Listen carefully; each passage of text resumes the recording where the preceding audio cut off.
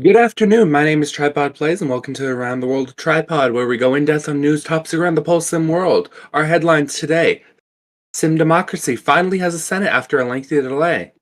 Voices Democracy joins the fight against the Tide threat. And are TUD's leaders conspiring to deny seats to Julia in the Assembly? First off, Sim Democracy Good has afternoon. finalized their Senate. Our headlines today. First off, Sim Democracy has finalized their Senate lineup after a dangerous mix-up at the SimDem Election Commission. Reports state that a candidate was left off the ballot even though they filled out the necessary paperwork, which was only caught after the original election results were announced to the public on Sunday, leading to a judicial review of the election by the Supreme Court to determine further steps. The Supreme Court ruled that although the senators elected from the original election would be allowed to swear and begin their duties, a new election would happen with the missing candidate on the ballot, and the results were announced the other day. Next up, has the Thai terrorist organization become a global threat? The government of Voices of Democracy seems to think so, following a statement by the Minister of Foreign Affairs, Sofia Senkov. In this statement, the minister states, in their latest statement, and the terror group of Tide has announced they're launching a war of terror against our close allies in Sim democracy. This is unacceptable and we will do what we can. We are currently preparing on collaborating with SimDem authorities regarding this matter. Along with this, I have been granted full authority regarding all matters of Tide related to Tide by the Prime Minister. If we don't prepare, a Tide will attack us next, deploying mass alt networks and faking scandals. We stand united against the terror organization and their hate. Ready to end Rose. If you're reading this, we will be stopping you, no matter the cost. Ready to End Rose is the leader of the Traditional Insurgency for Defense and Enforcement, also known as TIDE, a terrorist organization founded to attack and destroy the far-left political parties of Sin Democracy, but quickly devolved into a group devoted to spamming fascist, racist, and transphobic slurs, as well as threats to dox and harass key political figures of SimDem. We reached out to Director Not Communist 366 of the Office of Homeland Security and SimDem for his statement, and he had this to say. The OHS will soon be hunting down all members of Tide. We're gonna sue them, ban them, and take their funds. It's pretty simple, really. And also, we are gonna ban their alts. Ban them until they are tired of getting banned. This is still a developing story, and we will update you with further information as soon as we receive it. The United Discord Servers, also known as TUDs, Administrator General Robbie and Mardonian Chancellor Mercutio Killer are suspected to be conspiring against the Democratic Republic of Julia by attempting to prevent them from getting a majority of the seats in the TUDs Assembly, the main policy-making body of TUDs. This comes just days after Julia joined TUDs, a multinational alliance of wholesomes on Discord. Although one of the key members of the alliance, relations between Mardoni and the Republic of Julia have never been great. The plan was to endorse non-Julian candidates in order to prevent a Julian majority in the Assembly, causing doubts from Julians that the Republic of Mardonia and TUDS itself truly wish to work with them. There have even been reports that Mardonia will pull out of the International Alliance if the Republic of Julia wins a majority of the seats. Again, this is another developing story and we will keep you updated. That is all for Around the World with TripodPlayz. This is Tripod and I wish you all a great rest of your day.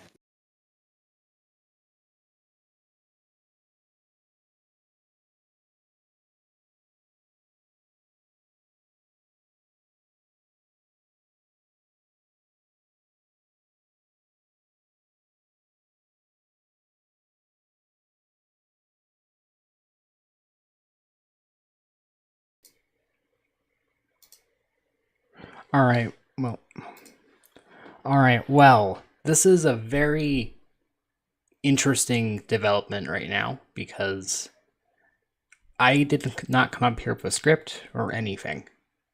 So, I'm going to give a quick overview of what has happened recently in Julian politics. Yesterday, several senators and prominent figures in Julia commented on the TUDS situation, which soon devolved into a tip live being hosted with Robbie being a key guest, where Rack and several other people debated the founder of Tuds about his power and his involvement in the situation. Soon after Tip Live happened and was concluded, Robbie, the owner of Tuds, deleted the server. There have been talks between Vice President Jash and other leaders of Tuds nations. However, nothing public has been stated yet.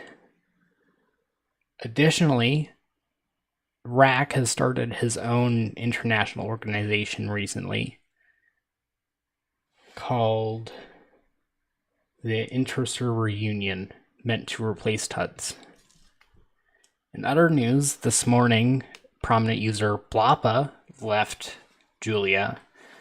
Blappa was the chairman of the Social Democratic Party.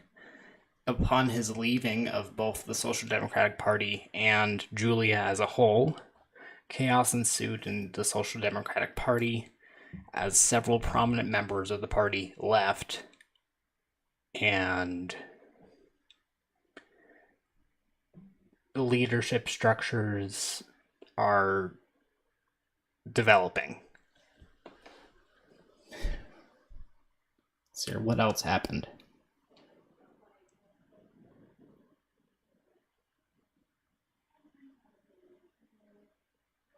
This is why we should have a script, guys.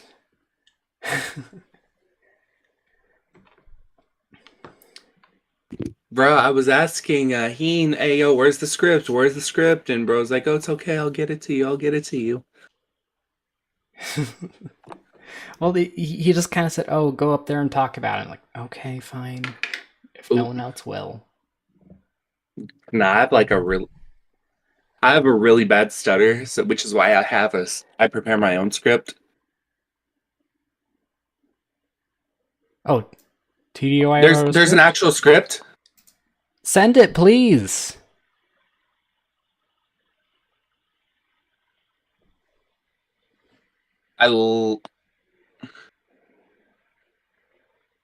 Okay, thank you.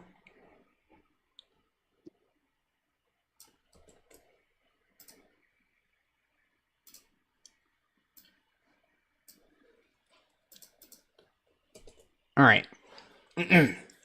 On the topic of main Julian news, President Tusk released a public announcement of important things occurring in Julia. First, in chopping block the federalization of the Julian government. This is to integrate cities or municipalities into the Julian government. The idea of the states is that they contain municipalities. That has also been tossed around. The possibility of a municipal/state representatives in the Senate is a core topic, with possible expansion of the Senate to accommodate them an important subject. Important changes for the Julian Wiki are made with the passing of Referendum 20. The results were in favor of the archival option, which eliminates the lower creator role, opting to instead archive Julian history. This is significant for anyone who wanted large role-play aspects. President Toast is looking for a new, fresh, informative, and appealing advertisement for the Julian server. He says, and I quote, "I'm paying 50,000 Judd to whoever can come up with the best, most appealing server ad. Any talented writers looking for large map cache have the perfect opportunity. Credit RAC of ISD for his Bill of Rights, BOR, which has passed its referendum. Vice President Jash will be integrating it into the Constitution as Article 12. A senatorial vote in favor of joining TUDS, the United Discord servers, an international alliance between Huria, Mordonia, and the Nexus Society. Julia will be applying for TUDS membership post-haste. This is obviously outdated. Band members have a high chance of being blacklisted from the League of Servers. This would need a vote to pass for us to propose it to the LOS. A Julian calendar is made to list all important events related to Julia. This will be useful for Julian historians. Birthdays are also on that calendar. That was AR Jester, and I'm TripodPlayz. Thank you for tuning in to JuliaTV News. We're glad to have you all. Up next, reruns of the SimDem Today podcast. Y'all have a great rest of your day.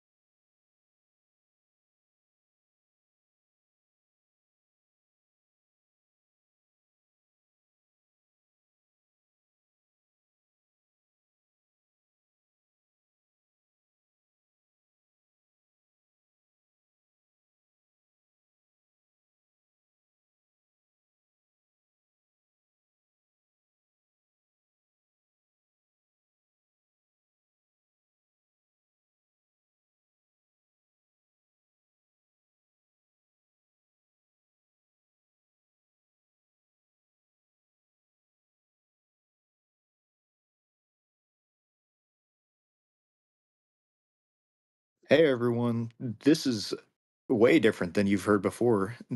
What the fuck is the name of the podcast, bro? It says Simdem today. Simdim today.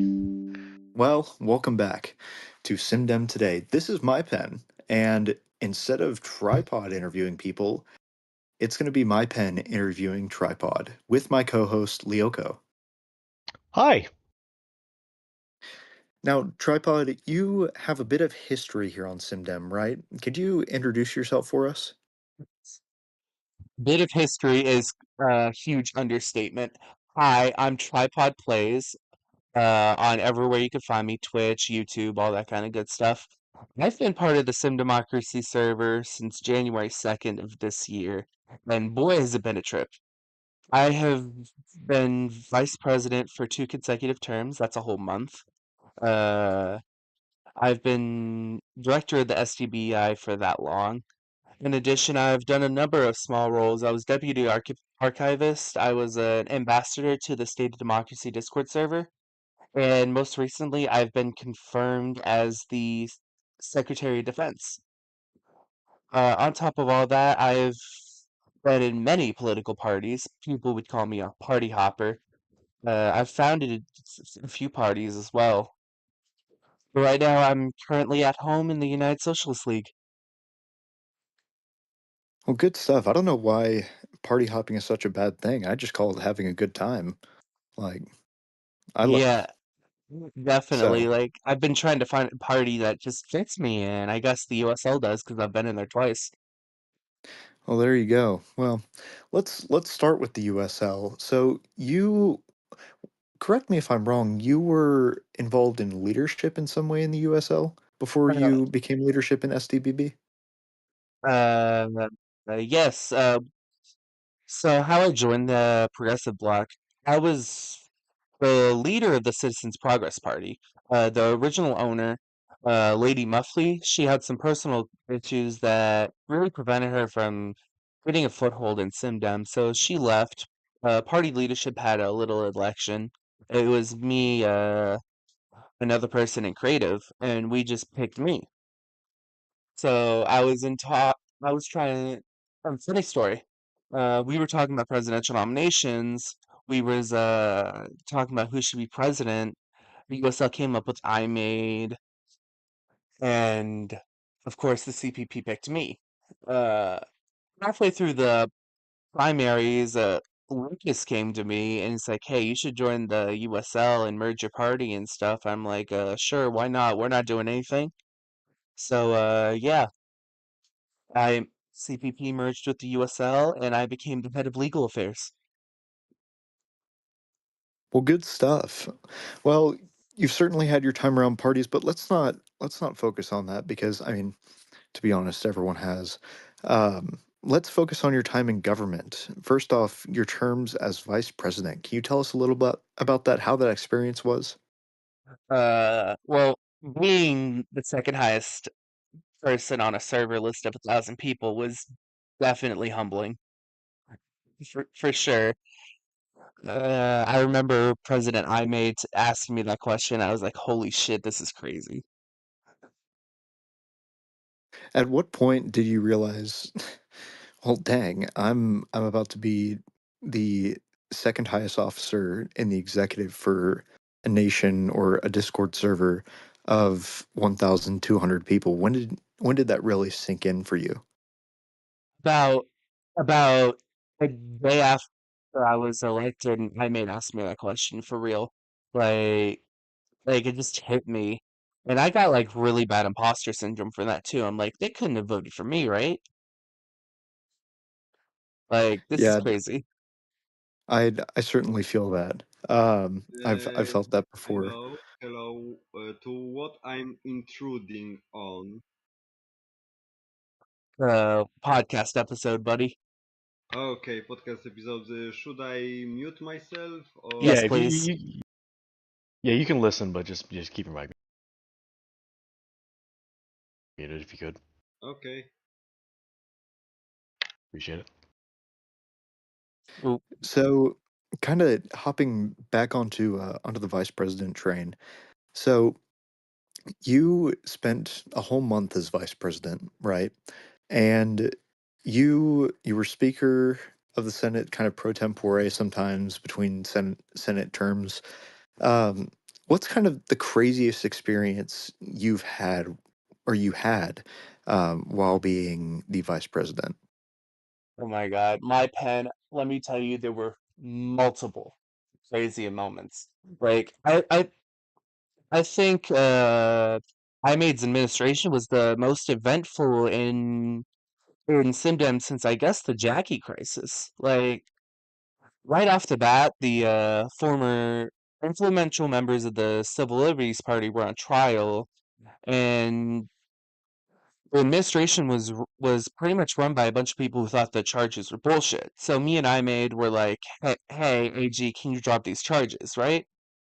Uh, and that caused a whole lot of controversy. Then we had the whole PUP attempted raid, and and when we got the counterterrorism ban going, the whole public was like, "Hey, yo, what you doing? Show us some evidence." And I was had to be like, "No, it's classified."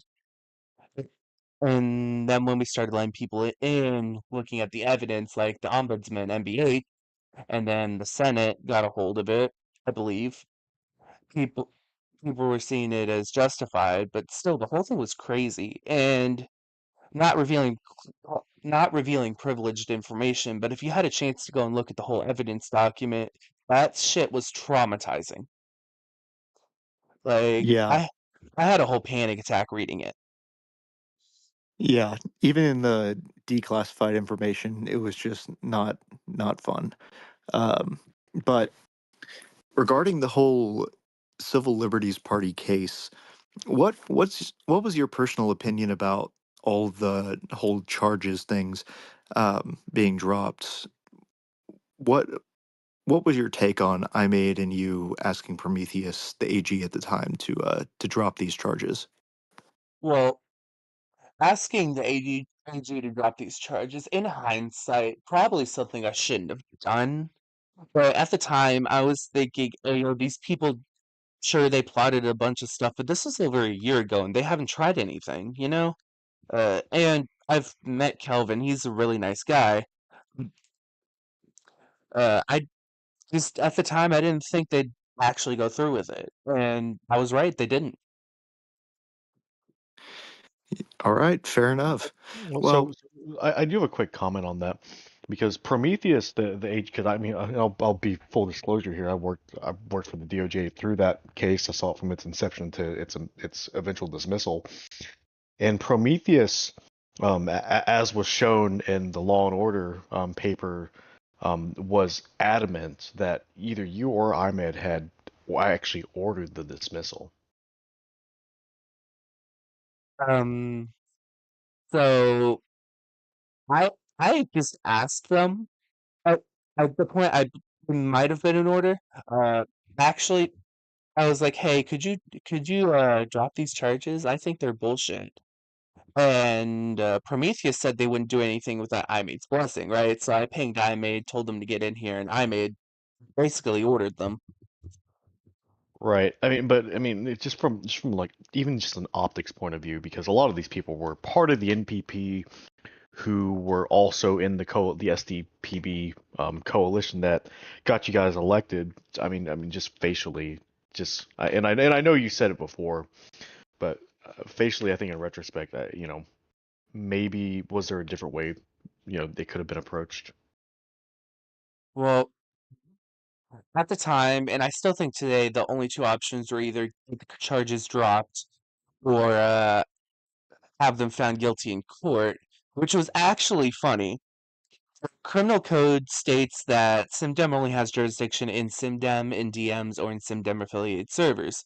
The server where they essentially planned all this stuff out was unaffiliated with SimDem, so if they were to go through in court, they wouldn't have jurisdiction. you mentioned the only options were to either kind of get it ordered down or to have them found guilty in court. Do you think that Kelvin or any of the other former CLP members would have been found innocent given the jurisdictional issue that you just mentioned? Uh,